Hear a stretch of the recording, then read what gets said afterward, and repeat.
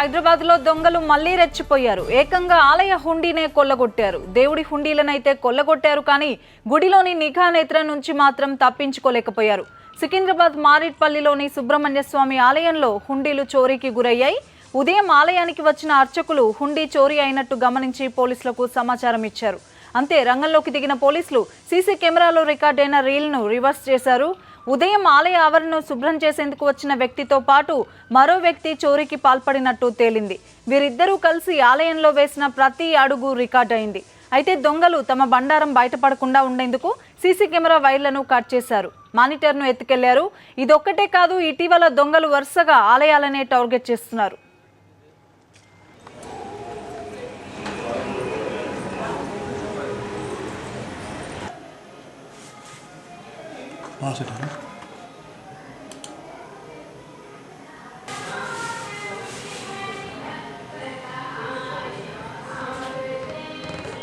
దీనిపై మరింత సమాచారం మా కరెస్పాండెంట్ వాసును అడిగి తెలుసుకుందాం. వాసు, ఇది ఎవరి పని అని అనుమానిస్తున్నారు పోలీసులు?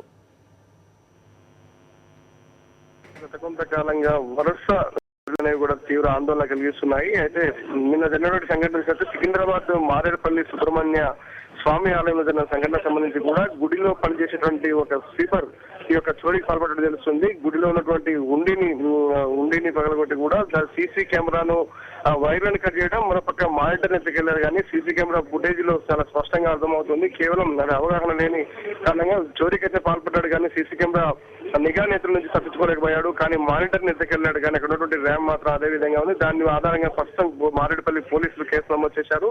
అయితే తరచుగా సికింద్రాబాద్ లో బోయినపల్లిలో వెంకటేశ్వర స్వామి ఆలయంలో చోరీ మరో ఘటన చోటు చేసుకుంది. మనం రీసెంట్ గా చూసినట్టయితే మన చంపాపేటలో ఉన్నటువంటి పూసల బస్సులో జయదుర్గాదేవి ఆలయంలో కూడా అమ్మవారి మెడలో నుంచి ఒక భక్తుని రూపంలో వచ్చినటువంటి ఒక భక్తుడు 8 తులాల మంగళసూత్రాన్ని ఎత్తుకెళ్లిన సంఘటన వరుసగా చూసినట్టయితే వరుస సంఘటనలు కూడా తీవ్ర ఆందోళన కలిగిస్తున్నాయి. ఏకంగా ఎవరికైనా ఎలాంటి ఇబ్బందులు ఉన్నా, ఎలాంటి సమస్యలు వచ్చినా మనం పోయి దేవుణ్ణి మొక్కుకొని కోరికలు కోరుకుంటాం, కానీ దేవునికి సమస్య వచ్చినటువంటి పరిస్థితి నెలకొన్న పరిస్థితి తరచుగా చూసినట్టయితే రీసెంట్ గా సికింద్రాబాద్ వెంకటేశ్వర ఆలయం కావచ్చు, రాజేంద్ర నగర్ లో ఆంజనేయ స్వామి ఆలయం, రామచంద్రపురంలో పెద్దమ్మ గుడితో పాటు రీసెంట్ గా చంపాపేట పూసల బస్సు జయదుర్గాదేవి ఆలయంతో పాటు హయత్ నగర్ ఇంజాపూర్ లో వెంకటేశ్వర స్వామి ఆలయానికి సంబంధించి గుడి పైన ఉన్నటువంటి గోపురాన్ని కొల్లగొట్టి గోపుర శిఖరాన్ని కూడా ఎత్తికినటువంటి సంఘటన 2 రోజుల క్రితం ఎల్బీ నగర్ లో చోటు చేసుకుంది. ఈ వరుస సంఘటనలకు సంబంధించి కూడా కేవలం గుళ్లను టార్గెట్ గా చేసుకుని గుళ్ళో ఉన్నటువంటి వెండి వస్తువులు, మరోపక్క ఉండిలను టార్గెట్ చేసుకుని ఉన్నటువంటి బంగారు ఆభరణాలు కూడా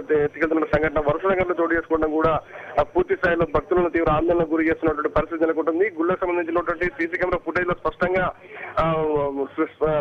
ఉన్నప్పటికీ కూడా ఎవరు చోరీలో పాల్పడుతున్నారు, ఈ అన్నిటికి సంబంధించి ఒకే గ్యాంగ్ పనిచేస్తుందా, లేకపోతే వేరే అంతర్రాష్ట్ర ముఠాలు ఏమైనా గుళ్ళను టార్గెట్ గా చేసుకుని విరుచుకుపడుతున్నాయని మాత్రం ప్రస్తుతం పోలీసులు విచారణ సాగిస్తున్నారు.